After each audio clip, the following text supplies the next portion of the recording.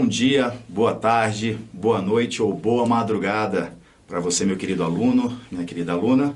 Eu sou o professor Werber Van Castro e hoje nós vamos tratar de um tema que não somente cai, mas despenca concursos dos mais variados níveis, OAB, enfim.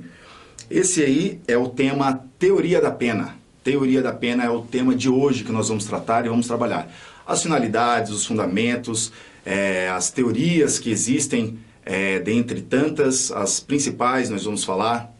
Falaremos também sobre toda a parte histórica também, um pouco sobre isso. Nós vamos trabalhar hoje aqui com vocês, tá ok? Então, sem muitas delongas, vamos lá para o que interessa. Teoria da pena. Primeira coisa que nós temos que saber é o que é a sanção penal. Tá? O que é a sanção penal e como se divide a sanção penal. Sanção penal é a resposta que o Estado tem em reprimir e exercer o seu poder de punir, o seu ius puniendi, tá?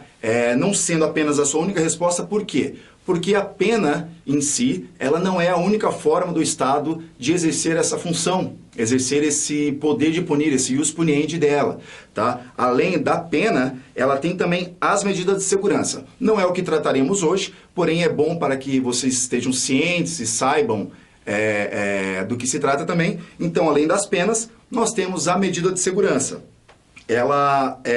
A pena em si, ela vai fazer com que o Estado puna, exerça esse poder para aqueles que praticam algum tipo de contravenção penal, algum tipo de crime, e é onde a sanção penal ela aplica, dividindo entre pena e medida de segurança, cada um nos seus respectivos requisitos para a aplicação desse poder de punir do Estado.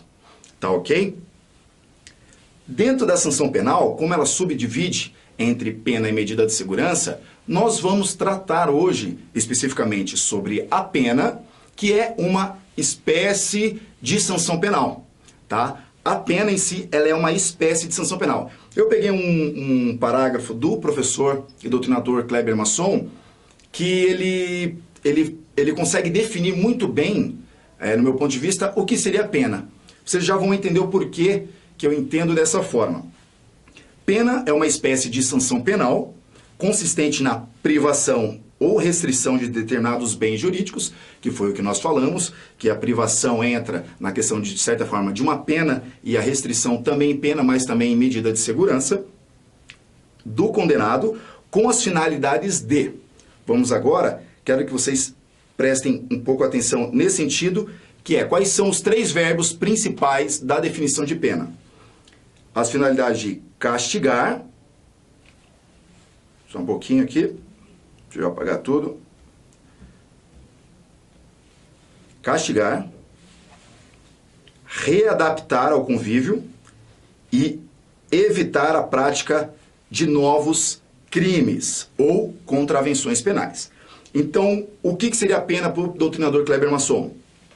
É uma espécie, como eu falei, de sanção penal que ele vai restringir aquela pessoa que cometeu o crime ou condenado em si a praticar algumas situações, a restringir determinados bens jurídicos, como a questão que nós temos também das penas restritivas de direitos, mas os principais: castigar, readaptar e evitar. Por que eu pedi para que vocês prestassem um pouco atenção ou guardassem bem esses verbos? Por quê? Porque dentro desses verbos nós vamos entender sobre as teorias da pena que existem, as várias teorias que vieram até aqui e qual é a que é aplicada por nosso ordenamento jurídico, qual que é a teoria que nós utilizamos hoje no nosso ordenamento jurídico. Então o professor ele consegue dividir muito bem, castigar, readaptar e evitar. Como eu falei, essa definição do professor Kleber Masson é muito importante porque dentro dela nós conseguimos extrair as 3 teorias principais, digamos assim, que vieram atingindo a questão da pena em si, que seria a teoria absoluta, a relativa e a teoria mista. Vamos abordar cada uma delas, mas vocês vão, mais para frente eu vou voltar nessa questão do professor Kleber para poder falar. Cada verbo, eles vão estar aplicadas dentro dessas teorias, tá ok? Teoria absoluta, teoria relativa, teoria mista. Quais eram os verbos que eu havia falado? Castigar, prevenir e evitar. Perdão, castigar, prevenir e ressocializar, né? Reabilitar. Tá ok? Esses são os 3 verbos que nós pedimos ali para guardar. Vamos agora à definição das teorias e um pouco das explicações sobre ela. Tá? Teoria absoluta ou teoria retributiva. Os principais defensores dessa teoria foi Kant e o Hegel, né? O Hegel.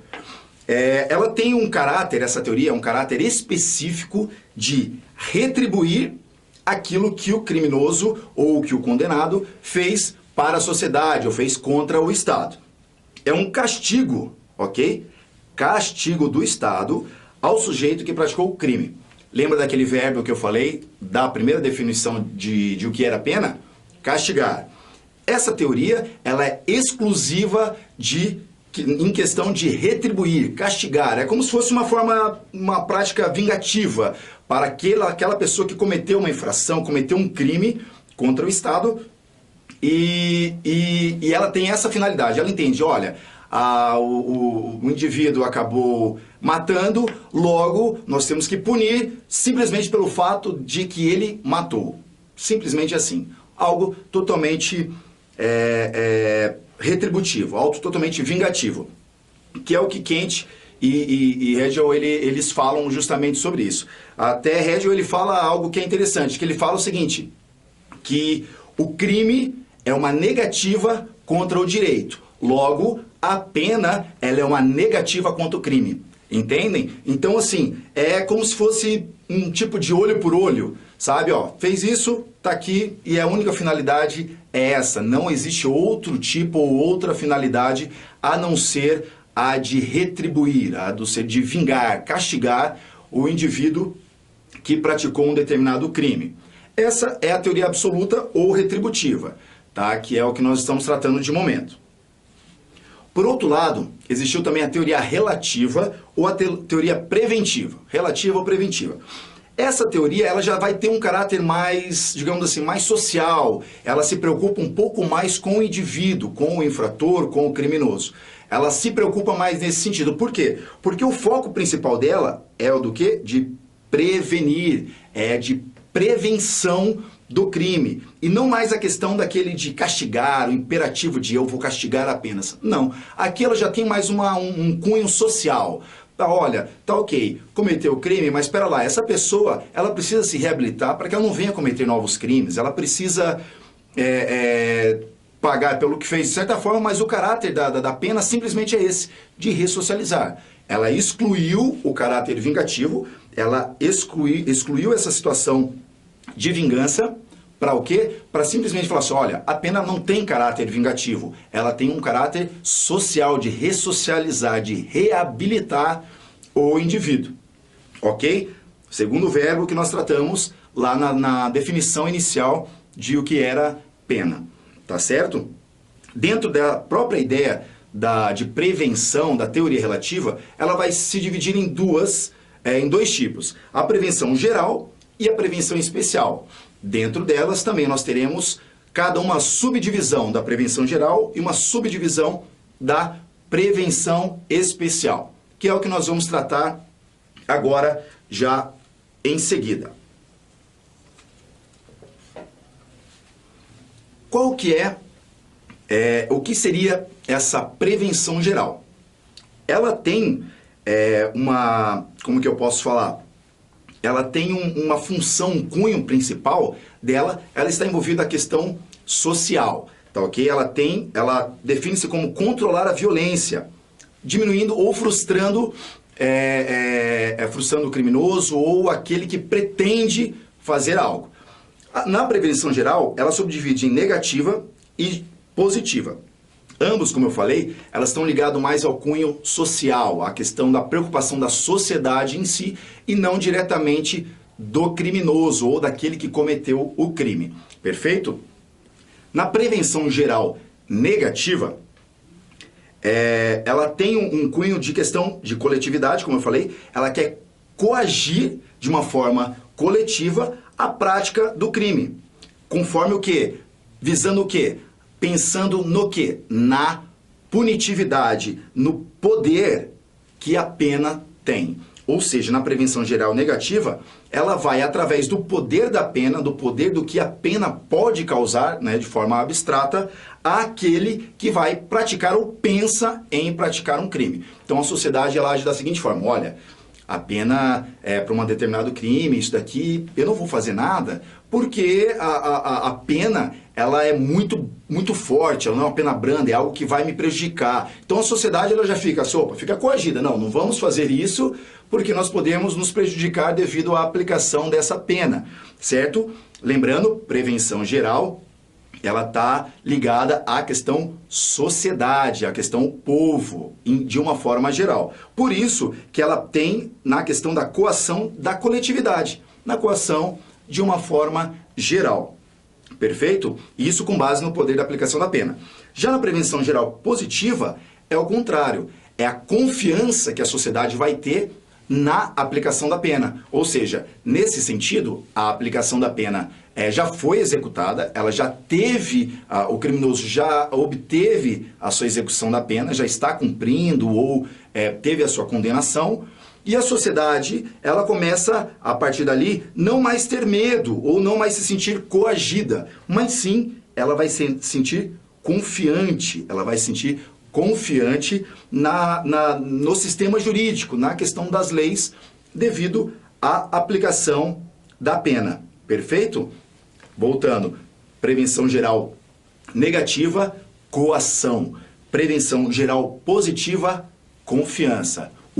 A sociedade se sente coagida devido ao poder que a pena tem, ao poder que a pena aplicada pode gerar.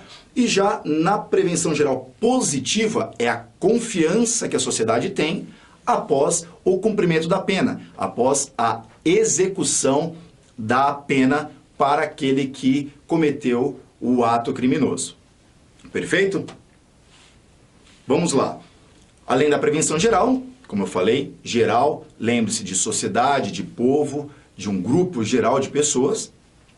E na prevenção especial, ela vai se aplicar diretamente ao condenado, tá? Que cometeu as infrações. Ou seja, já a política dela já não é mais voltada à sociedade em si, mas essa prevenção especial dentro dessa teoria relativa, ela vai estar ligada diretamente ao que cometeu o crime, ao indivíduo que cometeu o ato criminoso, tá? Nela, na prevenção especial negativa, ela entende que o fato do indivíduo ser isolado já é o suficiente para impedi-lo de cometer algum crime, tá? Ou de, no caso, reincidir. Então, por exemplo, ele entende que o fato da pena restringir a liberdade do indivíduo e manter esse indivíduo isolado da sociedade, ou seja, lembre-se, agora nós estamos tirando o problema do meio da sociedade. Não é a sociedade pensando em conjunto. Já é assim, olha, você cometeu o crime, você vem aqui, você vai ficar isolado de todo mundo. Nesse sentido, eles entendem, nessa teoria, e na prevenção especial negativa, que o simples fato de isolar o indivíduo, isolar a pessoa que cometeu o crime, já era o suficiente para resolver a situação ou para evitar ele de rescindir. Lembra que nós estamos tratando da questão de prevenção, no sentido de ela tinha o cunho vingativo e a outra é de ressocializar, de reabilitar. Então, assim, aqui eles entendem assim, vamos deixar ele isolado por um tempo, assim ele vai refletir, vai pensar, logo ele não vai mais cometer crimes. Essa teoria defendia esse tipo de situação, tá certo? Já a prevenção especial positiva, ela tem a preocupação mais direta em ressocializar o preso para que ele respeite as regras, tá? Aqui, o condenado na prevenção negativa, ele bastava isolar ele para que ele não viesse a reincidir. Já na positiva, a questão não está mais, vamos tirar ele. Ou a questão mais direta está, vamos ressocializar esse indivíduo. Vamos trabalhar mais diretamente com ele, porque já que nós entendemos que a pena ela tem esse caráter, não faz sentido eu entender que eu isolar ou retirar ele para qualquer lugar vai ser algo efetivo, né? Aqui eles entendem que efetivamente a ressocialização ou trabalhar na ressocialização era o suficiente para que ele viesse a respeitar as regras. Olha, nós vamos trabalhar com você, vamos ressocializar, vamos mostrar qual que é o caminho correto a ser seguido. Então logo você não vai nos causar mais problemas. Nós vamos trabalhar para que você não venha mais causar problemas conosco. Então nessa teoria e nessa subdivisão das prevenções gerais, ela é a especial positiva, ok? Negativa, isolamento. Positiva, preocupação em ressocializar diretamente. Perfeito? Tranquilo? Agora, nós vamos para a situação não, mas vamos agora para a teoria que é de fato abordada por nosso ordenamento jurídico. Teoria mista ou unificadora. O próprio nome vai já fazer você refletir um pouco. A teoria mista, nós falamos sobre uma teoria que é vingativa, a outra era de questão de ressocializar, reabilitar. Teoria mista é justamente isso que você pensou. A teoria mista, ela é uma unificação dessas duas teorias, com mais alguns detalhes que nós vamos falar, e é o que foi adotado por nosso ordenamento jurídico. Ele entende que a junção da absoluta com a preventiva, ela vai ser a teoria mais efetiva para que nós pudéssemos aplicá-la, tá? Porque ele entende assim, olha, somente absoluta ou somente se vingar não vai trazer um resultado muito positivo, às vezes pelo contrário. Só ressocializar sem fazer com que o indivíduo repense, reflita e pague pelo que fez, também talvez não seja a melhor opção. Por isso a teoria mista veio trazendo justamente isso, porque ele tem a função tanto de punir e castigar, quanto de prevenir a prática do crime, que de certa forma é algo muito importante para a gente nos dias atuais. Lembra da questão que eu falei da definição da teoria? Os 3 verbos? Vingar, certo? Que seria o castigar, no caso, que seria o reabilitar e o prevenir. Perfeito? Reabilitar, prevenir, castigar. Isso já estava na definição do professor Kleber Masson. Então, no caso aqui, essa teoria ela vai unir e ainda vai ter o cunho de prevenir. Ou seja, vamos pensar antes dele cometer o crime. Perfeito? Ela foi adotada no nosso ordenamento jurídico no artigo 59, que trata sobre as circunstâncias judiciais. Certo? Ali no final do caput, ele fala, conforme seja necessário e suficiente para reprovação e prevenção do crime. Tá? Então ali seria, na verdade, mais uma fundamentação, mais um fundamento da justificativa da utilização dessa teoria, que é o de prevenir, punir e reabilitar o indivíduo que cometeu o ato criminoso. Tá certo? Só que nós temos que pensar no seguinte, não tem que ter, por ser uma teoria mista, que pegou um pouco de cada, tem que ser algo muito, digamos, equilibrado. Não pode só punir sem prevenir ou sem ressocializar. Não pode só ressocializar sem prevenir. Por isso, mais pra frente eu vou mostrar para vocês que tem a questão de um posicionamento, tá, dos tribunais superiores referente a isso.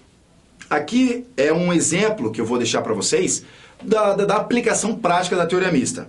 Um dos exemplos está no artigo 121 e 129, um no parágrafo 5º e outro no parágrafo 8º, que é referente ao perdão judicial, que trata sobre já a teoria retributiva, ou no caso a finalidade da teoria mista, na questão retributiva, na questão de retribuir a pena. Não seria diretamente um se vingar. Por exemplo, o perdão judicial. Aquele velho exemplo do pai que às vezes saiu sem intenção, sem motivo, atravessou a rua, foi pegar um cachorro-quente, uma pizza, deixou a criança dentro do carro, uma criança bebê de colo, deixou lá, já pensou com ele, olha, não vai fugir, não vai sair daqui, tá tranquilo, só que vai lá e acaba esquecendo.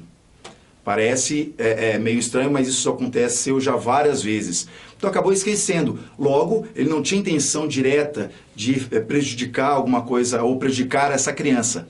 Contudo, a criança veio a falecer nesse ato. Ou seja, a consequência ou a principal situação que ocorreu ali foi a consequência desse ato dele. Logo, ele cometeu um homicídio culposo? Sim. Qual que seria a pena dele? Aí é onde entra a questão do perdão judicial, ou seja, a teoria já se aplica. Assim, olha, o simples fato do seu filho já ter falecido já é a sua pena, já é o caráter de retribuição. O seu próprio ato já lhe retribuiu. Tá ok? Então é isso aí que é onde se aplica a questão retributiva, que é a morte de uma pessoa muito ligada, ou a questão também dos acidentes. Eu estou com meu filho no carro, bati o carro, cometi um crime, sem querer atropelei meu filho, ele não veio a morrer, mas ele ficou totalmente sem condições de andar, ficou com algo vitalício ali no meio do corpo. Ali também é onde se aplica o perdão judicial, só que na lesão corporal, tá? Que também é onde se aplica a questão do caráter retributivo da pena, tá bom? No caso da questão preventiva, na antiga lei de execução penal, é assistência ao preso internado. Então ele não vai ficar preso, ele não vai ficar longe da sociedade, mas ali vai ter o cunho direto de ressocializar, de prevenir que ele venha cometer um crime mais gravoso, que é onde ele entra e fica internado, a questão de drogas, ou enfim, que ele solicite. Essa aqui é um exemplo da teoria preventiva, né? A união dentro da teoria mista, porém, do caráter da finalidade retributiva e outro da caráter preventiva. Tranquilo? Importante, o que eu falei anteriormente?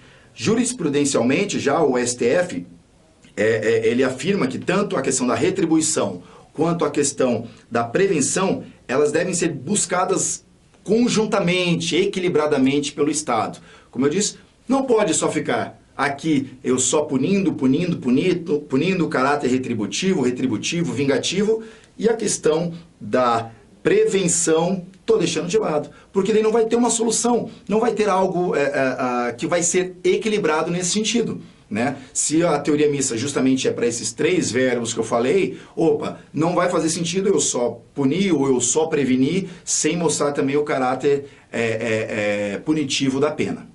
Tranquilo? Essa é uma posição do Supremo Tribunal Federal. Existem também várias críticas com relação a essas teorias, perfeito? Eu citei apenas uma, que seria a teoria agnóstica, que ela tem um caráter, posso dizer assim, mais enfático, mais fácil de você ver o porquê que tem essas divergências, tá ok? Lembrando, a teoria mista, ela é, de fato, aceita e utilizada no nosso ordenamento jurídico, correto? Essas aqui são teorias de grandes doutrinadores também, que nos fazem refletir e que ainda questões de discussões jurídicas entre eles. Que seria a teoria agnóstica. Para ela vai desacreditar de tudo, inclusive que o poder de punição do Estado. Então essa daqui, olha, não tem poder de punir, não existe questão caráter retributivo, não existe caráter preventivo, caráter... não existe. Aqui ela simplesmente fala, a única função da pena seria de neutralizar o condenado. Simplesmente isso. Quando se trata, obviamente, de pena privativa de liberdade. Então ela entende assim, olha, não existe essa questão de retribuição, não existe essa questão de ressocialização, de reabilitar, de prevenir, não. O que existe é simplesmente neutralizar aquele indivíduo que cometeu o crime e nada mais. Sequer a questão do poder de punir do Estado.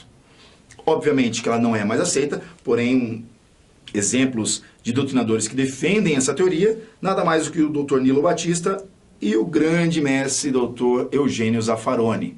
Tá? Então essa teoria são obrigadas, olha, não existe nada, simplesmente vamos neutralizar, a pena tem o caráter de neutralizar o criminoso e nada mais.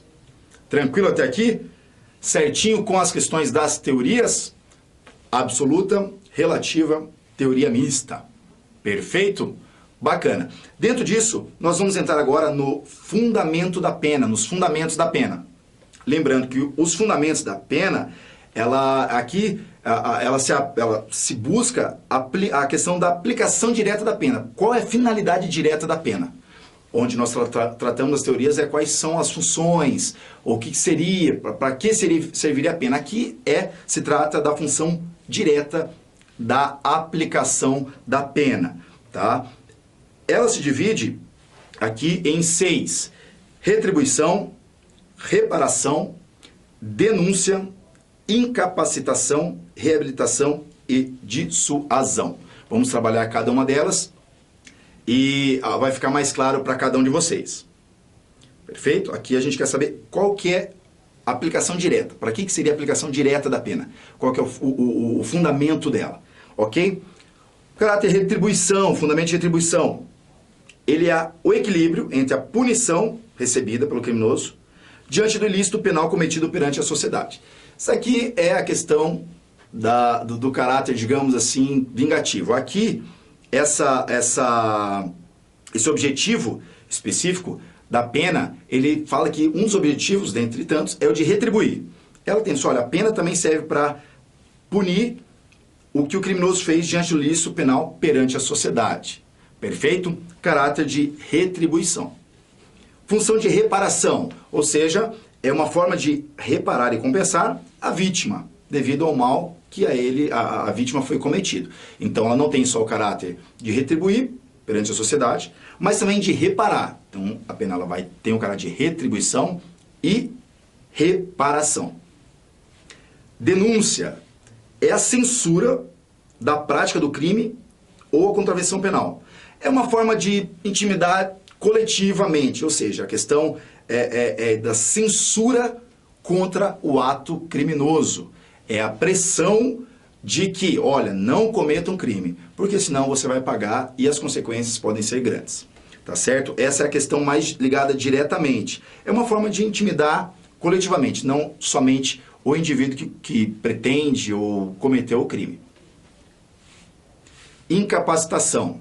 Então, ela tem retribuição, a pena tem o cunho de retribuir o que o criminoso fez.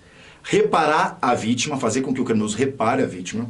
Causar uma intimidação coletiva, uma forma de coação, de explicação, olha, não façam isso. E incapacitação. Esse caso aqui é a privação de liberdade do condenado da sociedade. Só que tem um detalhe, a fim de proteger as pessoas de bem e intimidar o autor do crime a repará-lo. Ou seja, aqui a incapacitação é, vamos tirar ele da sociedade, vamos deixar ele de lado, para que nós venhamos a proteger as pessoas de bem e também intimidar o autor do crime, que cometeu ou intimidar a repará-lo pelo crime que ele cometeu. Tranquilo? Cunho de reabilitação. Reabilitação, ela tem um objetivo educativo e não mais punitivo. Aqui já entra a questão mais de social do caráter da pena. Tá? Ela espera que ela venha restaurar o criminoso, que a aplicação da pena restaure o criminoso para que ele, depois que ele sair, porque uma hora ele vai sair, certo? Ele venha se tornar uma pessoa útil à sociedade, útil ao nosso mercado, útil à vida em conjunto novamente com a sociedade. Enquanto a incapacitação, para fim de proteger a sociedade, retiraria, separaria o indivíduo, na reabilitação ele vai trazer o indivíduo, olha, nós vamos cuidar de você para que você venha a ter, cuidar no termo entre aspas, obviamente, mas ela espera que o criminoso venha a ser restaurado para que ele venha a ter uma utilidade posterior a isso, após o cumprimento de sua pena. E temos a questão da dissuasão. É o famoso, o crime não compensa. Diferentemente da questão da denúncia, que é uma questão social e geral, a dissuasão é mais direto, o papum, digamos assim. É a questão de, olha, você fazer isso, você vai pagar por isso. E assim faz. Não é melhor você não fazer, porque o crime não vai compensar para você. Tranquilo? Perfeito aqui, essas 6? Maravilha. Aqui nós tratamos sobre os fundamentos da pena. Vamos entrar na questão da cominação da pena, que ela está prevista no artigo 53 e ao 58 do Código Penal. São vários tipos de sanções, né, que se aplicam abstratamente para cada delito cometido. Só que elas são previstas de 4 formas, digamos assim, 4 principais formas, tá? De forma isolada, cumulativa, paralela e alternativa, tá? Então, cada modalidade de sanção, ela vai ter uma previsão específica para cada uma. Na isolada, é quando o legislador ele combina ou ele junta apenas uma única pena. Ou seja, o exemplo aqui, artigo 121, matar alguém, pena reclusão. Uma sanção apenas, digamos assim. É uma combinação de pena apenas, certo? Que seria a pena de reclusão. Então, quando você lá no seu artigo 41 ou qual que é a pena de determinado crime? Esse aqui é especificamente pena de reclusão. Opa, você já vai associar caráter da combinação da pena de forma isolada, caráter da combinação da pena de forma isolada. A cumulativa, por sua vez, é quando o legislador ele pega duas espécies de pena e junta num artigo só ou para um crime só. Um exemplo, artigo 157, o artigo de roubo, ok? Artigo 157, a pena é de reclusão e multa. Ou seja, enquanto na isolada era pena só de reclusão, já na cumulativa é quando combina dois tipos de pena no mesmo artigo, digamos assim, no mesmo crime. Aqui ele vai responder pena de reclusão e detalhe, tá? A conjunção e multa. Então é de forma cumulada, não é um ou outro, é um e outro. Reclusão e multa. Bacana? Paralelamente, o que seria isso? É no caso, quando o legislador ele vai combinar de forma alternada duas espécies da mesma pena. Ou seja, aqui, enquanto a conjunção era o e, essa já é o. Vamos grifar aqui, sou péssimo para grifar. Quando o legislador ele vai combinar duas espécies, ou seja, no artigo 235, parágrafo 1º, ele vai falar assim, a pena é de reclusão ou de detenção, ou uma ou outra. Então, fica a critério ali do legislador para ver qual que é que ele vai ser aplicado. Perfeito? E na alternativa, é quando o legislador também vai combinar duas espécies de pena, só que nesse caso, diferente da paralela, fica a critério do magistrado a escolha. Só que dessa escolha apenas uma. Um exemplo, artigo 140 caput, pena de detenção ou multa. Perfeito? Detenção ou multa. Ali a pena de reclusão ou detenção vai estar lá disposto nos artigos o qual que vai ser escolhido ou qual que teria que ser aplicado. Já na alternativa, fica a critério do magistrado. O magistrado que vai decidir qual das duas penas ele vai aplicar. Tranquilo? Então nós temos a isolada, cumulativa, paralela e alternativa. Tranquilo até aqui, meus queridos?